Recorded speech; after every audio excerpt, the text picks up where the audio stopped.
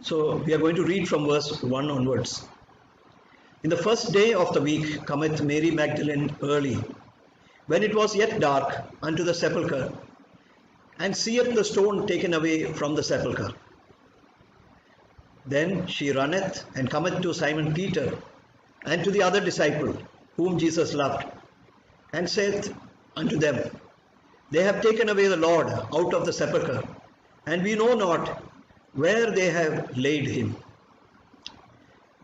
So the first day of the week, which is mentioned in the first verse, he is referring to the Sunday morning, what we refer to as the Easter Sunday, which is following the Good Friday, as we call it, the day on which Jesus Christ was crucified. By this itself, God is signifying to us that at the end of sorrow, for those who believe in Jesus, for those who believe in God the Father, there is always a help which comes from God. And he proved it to us through the resurrection of his Son, Jesus Christ. Jesus suffered when he was on this earth. He suffered more than any person ever suffered. But even when in the middle of his suffering, he still believed that God the Father would raise him from the dead. And in this chapter we are seeing that how God the Father, he raised his Son Jesus from the dead. He did not allow his Son to face corruption of the body, but raised him from the dead on the third day, as it was foretold, as it was prophesied, not only by Jesus when he was in the ministry on the earth, but also by the prophets who had come much before Jesus. The Son was raised from the dead. Today, you and I, we have a great faith only because of the empty tomb of Jesus Christ. What are the proofs that Jesus has risen from the dead? For us, the first proof should be the Word of God itself. Because the Word of God is unerring. It does not make any mistake anywhere. As we saw regarding the birth of Jesus Christ, that he would be born in Bethlehem. As we saw that after he was born, his father and mother took him and fled to Egypt, and thereby they fulfilled the prophecy. And as we see later on, so many of the prophecies regarding Jesus Christ were fulfilled by him during his lifetime. And the very last prophecy, where he accepted the gall and vinegar which was offered to him when he was thirsting and he was on the cross, even that he fulfilled it. And now, when we see the empty tomb, we have to believe the Word of God, that in continuity with all the fulfillments of the scriptures that we have seen which have gone before in the life of Jesus, this is the only one which had to be fulfilled regarding the end of his ministry on this earth, and that was the resurrection of Jesus from the grave.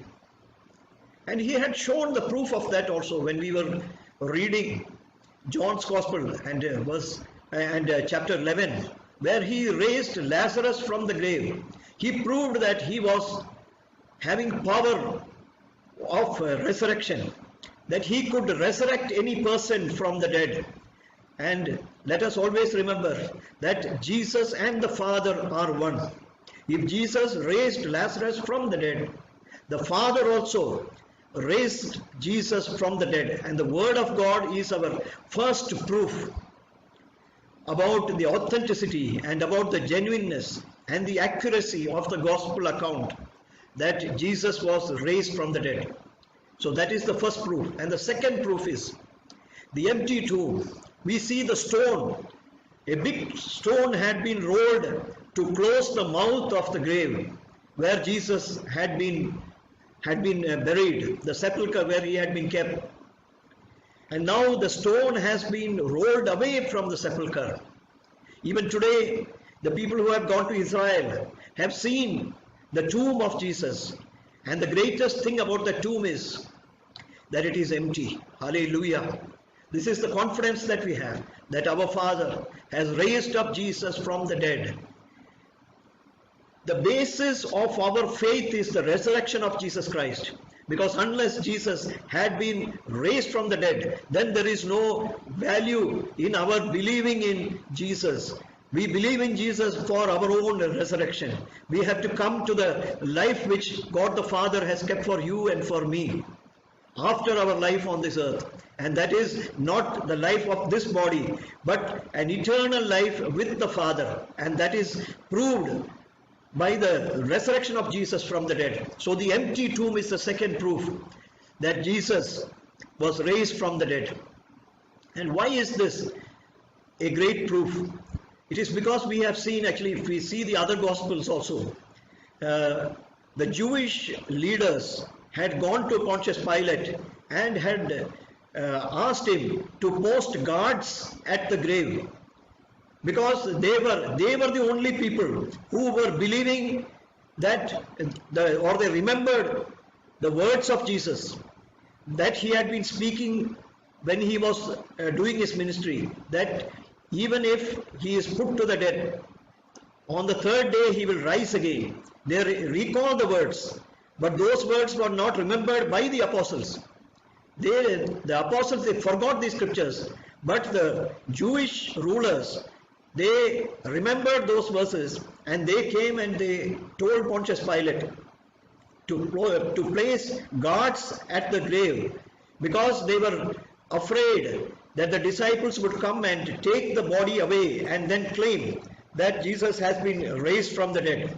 And in this way, the ministry which Jesus had started would continue with such a story which would be spread by the disciples. That is what the Jewish elders thought. And here, when we are seeing the first verse, we don't find any mention of the soldiers at all. There was a seal which had been kept on the grave, the sepulchre of Jesus Christ, by Pontius Pilate, to show that this is now under the Roman government, and that no other person can touch it, because that would be against the law. But here now, the stone has been removed, the seal has been removed, and the soldiers are not at all to be seen. So therefore, these apostles, they could not have removed that stone with the presence of the soldiers and the seal which was there on the grave. And another thing was that all the disciples, they had fled when Jesus was arrested. So the disciples who were in fear, they could not have had the courage to come and face the soldiers. Let us remember that Simon Peter and the other disciple, that is John, they were the ones who came to the grave. The same Simon Peter had denied Jesus 3 times at the house of Caiaphas. So when having such a fear, this Simon Peter could not have come to the grave at night and removed the stone away, or removed the body at all from there. No other disciple would have done it, because the soldiers would have been present there. And it could not have been done by any woman also, because that stone was heavy and it could not have been moved by anybody. But we are seeing that the stone has been rolled away from the sepulchre. Beloved brothers and sisters, why has this stone been rolled away and kept over there? Was it to allow Jesus to come out of the grave? Not at all. Because you know that when Jesus appeared to the disciples later on, the doors and the windows and everything was shut, and Jesus came and stood in the middle. He does not need a door to go out. He does not need a door to come in. He can go through any wall. But the stone was rolled away so that there could be witnesses who could come inside the grave and see that it is empty. Hallelujah. That is what God has done. This is the power of God. The power of God is so that he makes, not only he makes a miracle to take place, but he makes it possible for other people to witness the miracle. And that is the greatest miracle that we have seen in this world, is the resurrection of Jesus Christ. Hallelujah. And that is the most permanent miracle, because many other miracles of healing, that is, those are all temporary, because afterwards such a person who has been healed, he may again fall sick, or he may die of old age. But the resurrection of Jesus, that is a permanent miracle, and that will be forever and ever, because you and I, we are going to be saved because of that resurrection of Jesus Christ. When we read the Romans chapter 10 and verse 9 and 10, the only way that we can be saved is by believing that in Jesus Christ as our Lord and Savior, and believing in our heart that God raised him from the dead. Hallelujah. When we believe in our heart that Jesus has been raised from the dead, then we are truly saved. Hallelujah. That is the way the salvation works for you and for me. So this was a permanent miracle. So this is the second great proof that God gave us. The first proof was the word of God. The second proof is the absence of the soldiers and the empty tomb. And the third proof is the presence of witnesses who came over there. Hallelujah. And when we look at these witnesses, we are finding that they are just common people like you and me. Simon Peter and the other disciple, they were fisher folks. They were ordinary people. They were not people who were reckoned as great people in this world. They were simple, common people. And there is a woman also who comes over here. But all these people, we see one thing in common, that none of them had ever believed that Jesus would be raised from the dead. We see their reactions. When we read these verses, we see the reactions that they had not believed that Jesus would be raised, and they are rightfully, they are surprised, they are amazed. That is what the reaction is coming. If they had taken away the body from there, then this would not be the reaction of the disciples. Hallelujah. So we are having the witnesses. This is the third thing.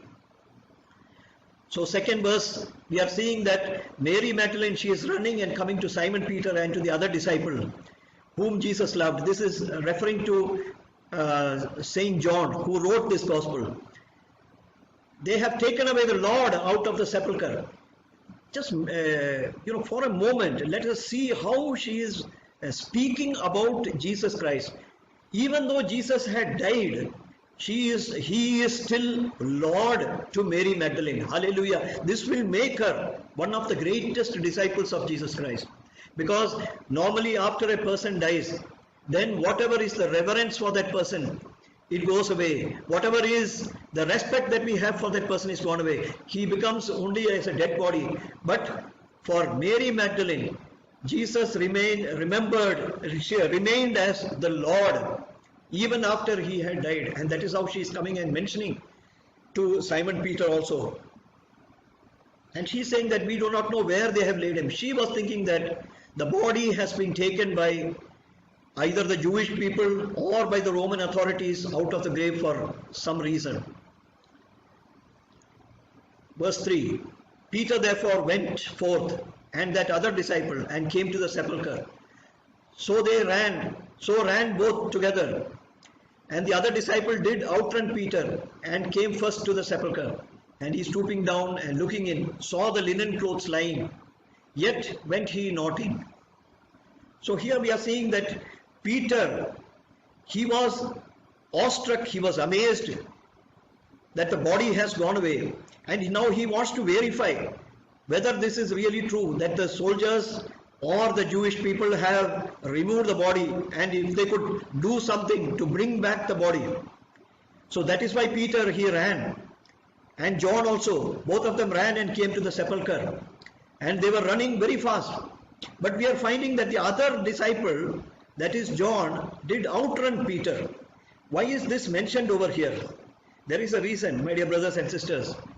It is not that Peter could not run fast as John as we may think. It is because Peter had denied Jesus 3 times. And he was having that guilt. That burden was so heavy upon his heart that he did not have even that energy to run and come as would be fitting of the chief disciple to come to the sepulchre. but they both ran. And then he came, the other disciple, that is John, he came first to the sepulchre, but John did not go in. He stooped down and looked in and saw the linen clothes lying, and yet he went not in. So what could be the reason why he did not go in? It was because he thought that there is no need to investigate further. He saw only the linen clothes were lying over there. There is no sign of the body. So he did not go inside. But what happened to Simon Peter? Simon Peter, then cometh Simon Peter following him, and went into the sepulchre, and seeth the linen clothes lie, and the napkin that was about his head, not lying with the linen clothes, but wrapped together in a place by itself. Then went in also that other disciple, which came first to the sepulchre, and he saw and believed. For as yet they knew not the scripture, that he must rise again from the dead. Then the disciples went away again unto their own home. When we come back to this verse, we see verse 6. Simon Peter, when he came running, he went into the sepulchre, and he also saw the linen clothes were lying, but he noticed something very remarkable about the way the linen clothes were lying. In the verse 7 it is mentioned, the napkin that was about his head was not lying with the linen clothes, but wrapped together in a place by itself.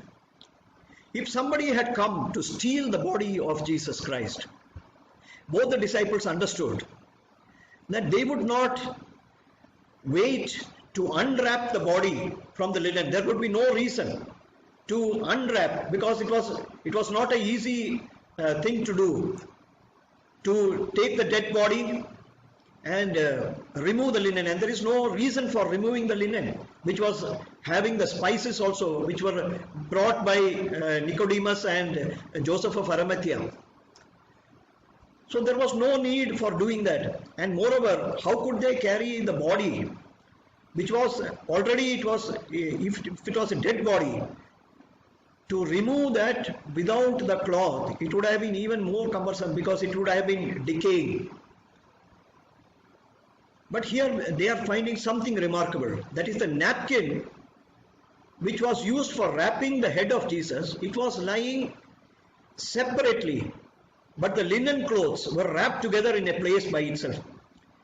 I think to understand this verse, we must understand that if the linen cloth had been unraveled, then the person, in the haste to remove the body, they would have just left it lying around everywhere.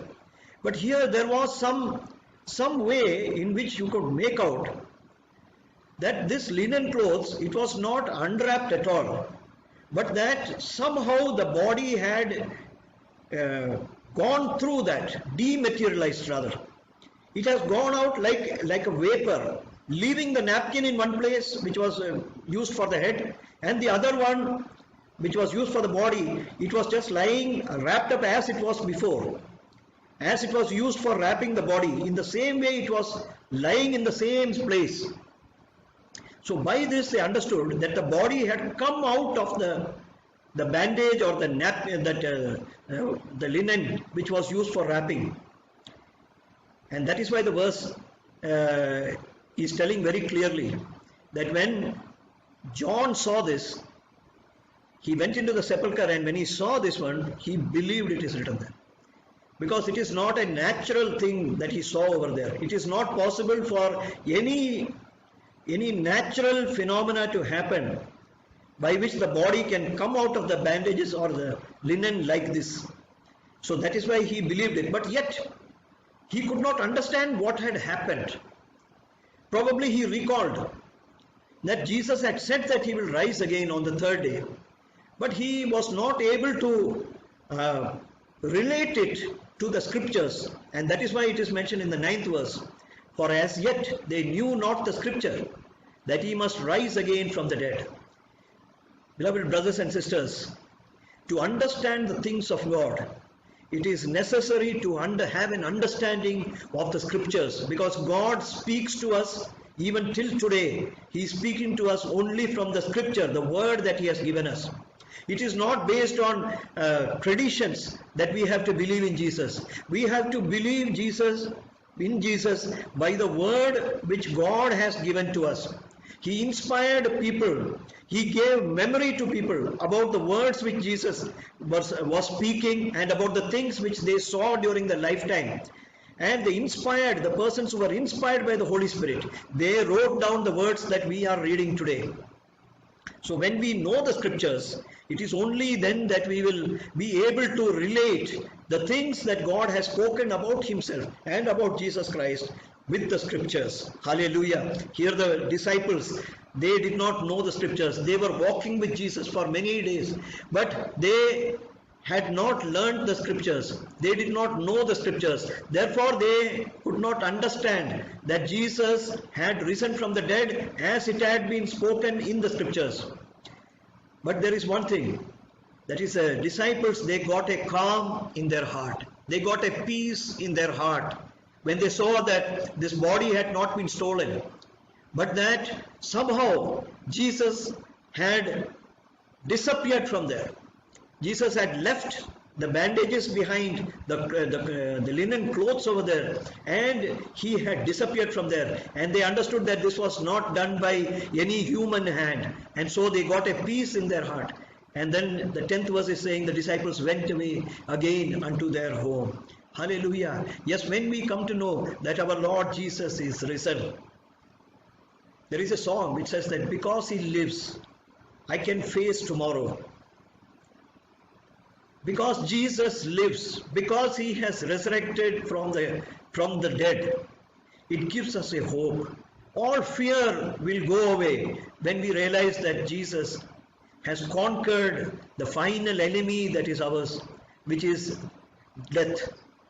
Maybe we will have troubles in this world, but there is one enemy who needs to be conquered at the end of our life, and that is death.